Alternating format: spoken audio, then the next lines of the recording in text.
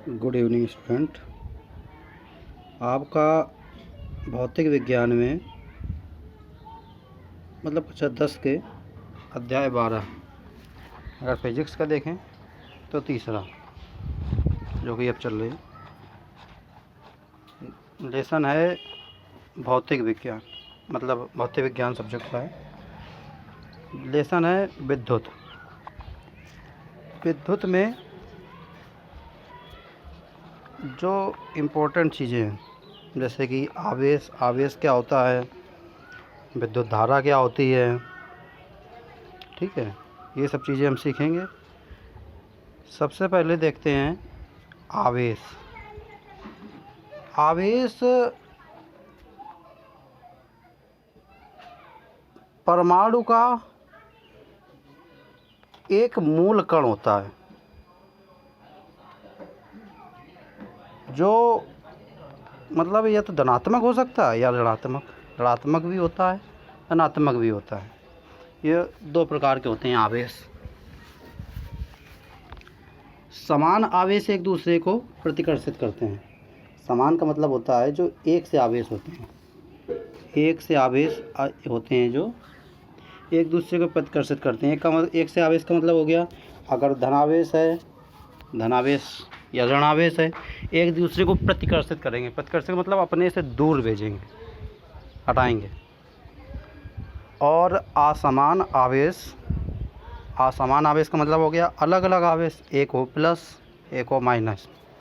असमान आवेश एक दूसरे को आकर्षित करते हैं, अपनी ओर खींचते हैं। अच्छा, इसी से फिर आता है आवेश का मात्रक होता है कूलाम।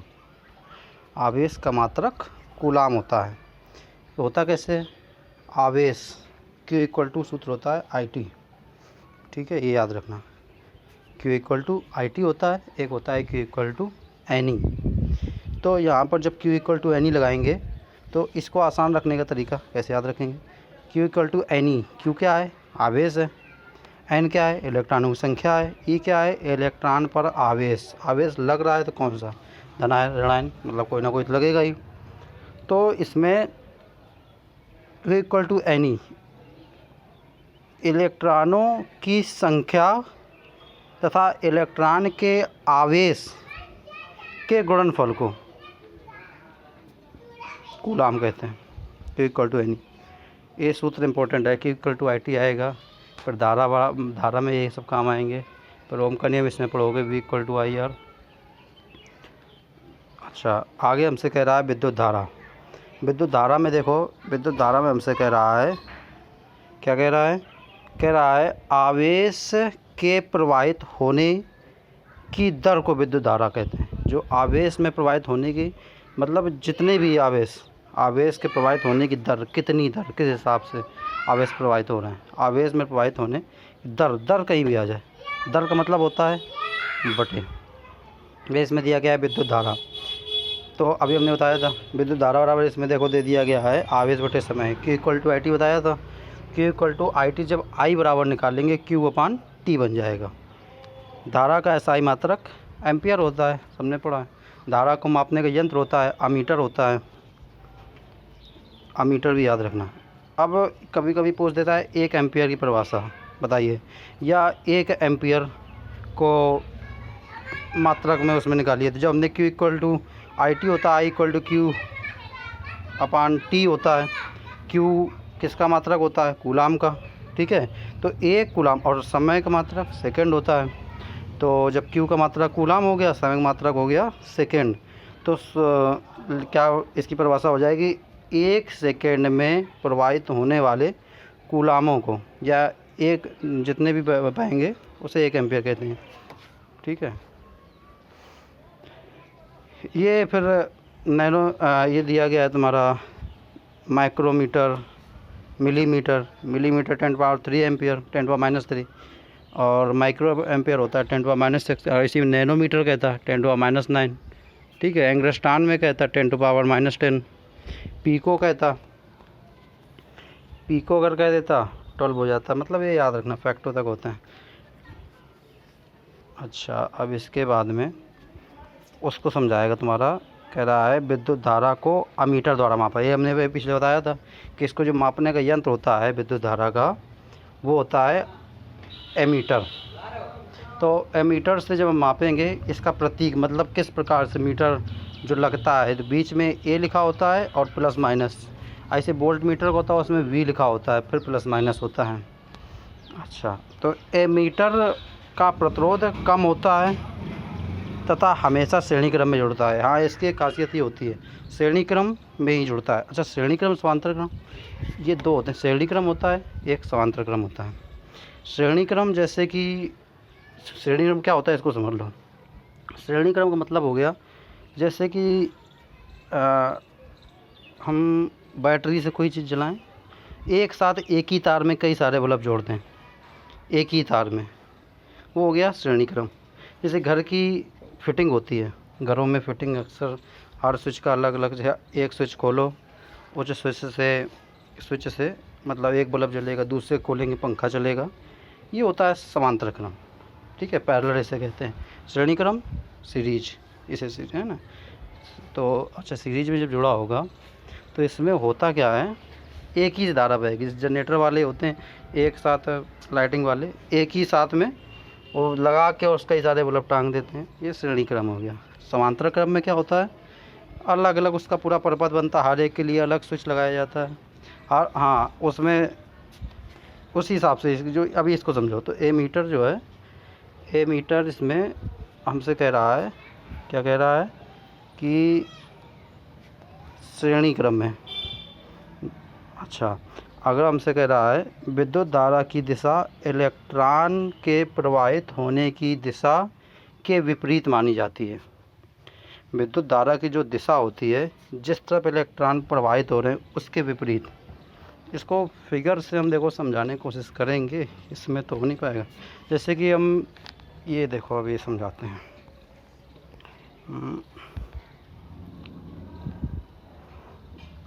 जैसे कि इस फिगर में समझना, इसमें हमको दिया गया है, क्या क्या दिया गया है, ये बैटरी लगी हुई है, यहाँ पर कुंजी लगी हुई, ये बैटरी लगी हुई है, ये कुंजी लगी हुई है के, और ये लगा है अमीटर, ये अमीटर हो गया। ये प्रतिरोध हो गया, प्रतिरोध मतलब है कोई बल्ब हो गया, ये कोई पंखा हो गया, ये कोई ट्यूबलाइट हो गई, कुछ और भी हो गया, ठीक है। तो और ये वोल्ट मीटर लगा है वी से, ये हो गया वोल्ट मीटर। अब इसमें हमसे कह रहा है कि जब कह रहा है कि विपरीत दिशा में काम करता है, मतलब यहाँ से इलेक्ट्रॉन अगर बहेंगे प्लस से माइनस की ओर, इस तरफ से अगर ऐसे बहेंगे, होता क्या है, जब प्लस ही प्लस हैं तो ये एक ही तरफ को मतलब प्रतिकर्षित करेंगे, हटाएंगे, भगाओ। लेकिन ये जो माइनस वाला है, माइनस वाला प्लस तरफ आएगा या प्लस वाला माइनस तरफ जाएगा, तो ये क्या करेंगे, एक दूसरे को आकर्षित करेंगे, खींचेंगे अपनी ओर। तो ये जो खींचना होता है, एक दूसरे के पीछे आकर्षित होता है ना, आकर्षित होते हैं। तो यही पूरे परिपथ में धारा प्रवाहित करते हैं, इसी के कारण पूरे परिपथ में धारा बह पाती है। अच्छा, एक कंडीशन और होती है, ये परिपथ बंद होना चाहिए। बंद का मतलब कहीं से खुला नहीं होना चाहिए। यहाँ से प्लस होता हुआ जाए और यहाँ से पूरा घूमता हुआ यहाँ पर माइनस तक फिर आ जाए, तो ये एक पूरा सर्कल बन जाएगा, पूरा घूमता रहेगा गोल गोल। इस प्रकार से परिपथ में धारा प्रवाहित हो पाती है, ठीक है। ये धारा देखो इस प्रकार से बह भी रही है, ये देखो इस तरफ को बह रही है तभी धारा, तो इस प्रकार धारा पूरे परिपथ में बहेगी। अच्छा, इतनी बात समझ में आ गई होगी, परिपथ में धारा कैसे बहती है, एमीटर किस प्रकार से काम करता है। अब इसको हटाते हैं, देखो ये सब। अच्छा, इसको फिर हम बताएंगे। ये देखो, ये जो है ये श्रेणी क्रम में जुड़ा है, ये श्रेणी क्रम, एक ही लाइन में अगर सब जुड़े ये श्रेणी क्रम होता है। समांतर क्रम में क्या होता है, समांतर क्रम का चित्र कुछ ऐसा बनता है, जैसे कि मैं भी बता देता हूँ। कुछ साफ नहीं बन पा रहा है इसमें, क्योंकि अब हाथ से बन रहा है तो साफ तो बनेगा नहीं। ये कुछ इस प्रकार से होता है, समझना बस थोड़ा ध्यान से। और यहाँ से इस प्रकार से एक हम इस पर बैटरी लगा देते हैं, बड़ा वाला प्लस छोटा वाला माइनस। इसमें कई सारी लगा सकते हैं, हमने एक ही बड़ी बैटरी लगा दी। ये और ये कोई कुंजी कहीं लगा दें, कहीं मीटर लगा दें, ये समांतर क्रम का हो गया। श्रेणी क्रम में एक ही लाइन में अगर है वो श्रेणी क्रम में, ये वाला जो है पैरेलल में है। पैरेलल मतलब समांतर क्रम में। ठीक है, समझ में आया? अब आगे बढ़ते हैं। इतनी बात समझ में आ गई होगी, मैं जानता हूँ। आगे की बात करता हूँ मैं। अब आगे जो है कहाँ तक हो गया था आपका, ये सब हो गया था। हाँ, अब हम निकालते हैं। ठीक है, तो क्या कह रहा था, ये कह रहा था विपरीत मानी जाती है। ठीक है, अच्छा विपरीत मान ले भाई। अब इसके बाद में हमसे कह रहा है, यहाँ पे देखते हैं, कह रहा क्योंकि जिस समय विद्युत की परिघटना का सर्वप्रथम परीक्षण किया था, इलेक्ट्रॉनों के बारे में कोई जानकारी नहीं थी, अतः विद्युत को धनावेशों का प्रवाह माना जाता है। क्योंकि क्या कहा था अभी, प्लस की ओर जाता है, क्योंकि तब कोई प्लस माइनस इतना था ही नहीं, तो इसको एक ही तरफ माना जाता है। वो एक तरफ हो गया तुम्हारा ये। फिर हमको दिया गया है विद्युत विभवांतर। विभवांतर हमने बताया था, विभवांतर वी से प्रदर्शित करते हैं। विभवांतर वी इक्वल W/Q होता है। इसमें थीटा लिखा है, इसको वी इक्वल टू कर लेने से। तो अच्छा, अब देखो इसको समझा देते हैं। कह रहा है एकांक आवेश आ गया, तो आवेश का मतलब Q हो गया। यहाँ पर Q आएगा, थीटा लिख गया है, इसको सही कर लेना। यहाँ पर इसकी जगह पर Q कर देना है। अच्छा, Q करने के बाद में कह रहा है एकांक आवेश को एक बिंदु से दूसरे बिंदु तक लाने में किया गया कार्य, जो एक बिंदु से दूसरे बिंदु तक लाने में जो किया गया कार्य होता है वो विभवांतर कहलाता है। विभवांतर को विधि प्रदर्शित करते हैं। इसका हमने चित्र तुम्हें बताया था, बीच में वी होता है, प्लस माइनस जुड़ा होता है। अच्छा, एक बोल्ट है, एक बोल्ट की परिभाषा इसमें बनती है। एक बोल्ट की परिभाषा क्या होती है, जैसे कि 1 एम्पीयर की परिभाषा हुई थी, ऐसे ही एक बोल्ट की परिभाषा। एक बोल्ट होता है जब एक कूलाम आवेश को लाने के लिए 1 जूल कार्य किया जाता है, तो विभवांतर 1 वोल्ट कहलाता है। विभवांतर क्या कहलाता है, 1 वोल्ट कहलाता है। इससे हम सूत्र से ही हम मात्रक बना सकते हैं, यूनिट। क्योंकि देखिए समझना ध्यान से, V को W/W क्या है, किया गया कार्य का मात्रक जूल, तुरंत दिमाग में आना चाहिए, कार्य का मात्रक जूल होता है। ठीक है, और बटे Q का मतलब कूलाम, तुरंत ही मालूम हो गया, तो Q कूलाम हो गया मात्रक। तो इसका ऐसा ही मात्रक का अगर हम बनाएंगे V को W/Q। ठीक है, वोल्ट भी होता है, इसको हम वोल्ट भी लिख सकते हैं, तभी 1 वोल्ट पर भाषा होती। वैसे हम जूल प्रति कूलाम या जूल कूलाम -1 भी लिख सकते हैं। जूल कूलाम -1 ये आगे दिया गया है। अब इसके बाद में दिया गया है वोल्ट मीटर। तो वोल्ट मीटर के लिए यही तक समझाएंगे। वोल्ट मीटर कह रहा है विभवांतर को मापने की युक्ति।